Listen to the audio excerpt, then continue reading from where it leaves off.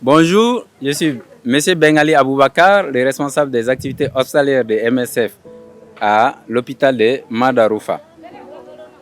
Ici, MSF fait la prise en charge des malnutris sévères. Je vous invite à découvrir avec moi comment se passe la prise en charge des malnutris sévères au niveau du district à l'hôpital ici. Quand notre ambulance arrive avec les patients, on les accueille ici. Et ensuite, les patients sont installés ici. Et les patients qui sont urgents rentrent directement par là pour être stabilisés. Et les autres s'asseyent ici. Ensuite, on fait la pesée ici. On prend la taille ici. Et ensuite, le périmètre brachial pour voir si l'enfant est malnutri ou pas. Salut! Donc, comme vous le voyez, nous sommes ici au niveau des services des admissions, donc les urgences, là où nous recevons directement les enfants qui sont triés au niveau du triage.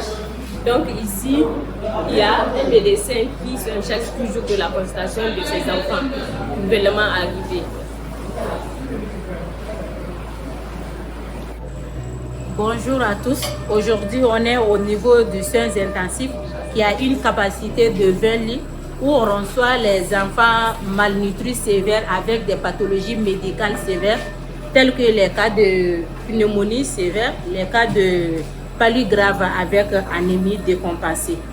Ici, on fait les traitements tels que la transfusion, l'oxygénothérapie et après stabilisation médicale, ces enfants sont orientés vers une autre salle.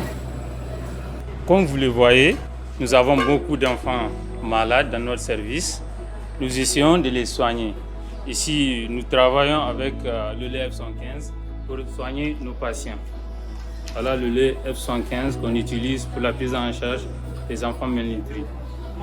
Donc, une fois arrivé, on donne le lait est déjà préparé. On donne la quantité en fonction de son poids au malade. Maintenant, le malade est stabilisé, on l'envoie en phase de transition. Donc ici, c'est la phase de transition. Et au niveau de la phase de transition, nous faisons la sensibilisation et on continue les traitements aussi. Et il y a aussi le régime des enfants. Et maintenant, pour le régime, concernant le régime et des enfants de la phase T, il y a ceux qui sont sous l'impinute. Et maintenant, on donne ça 3 fois par jour jusqu'à la sortie.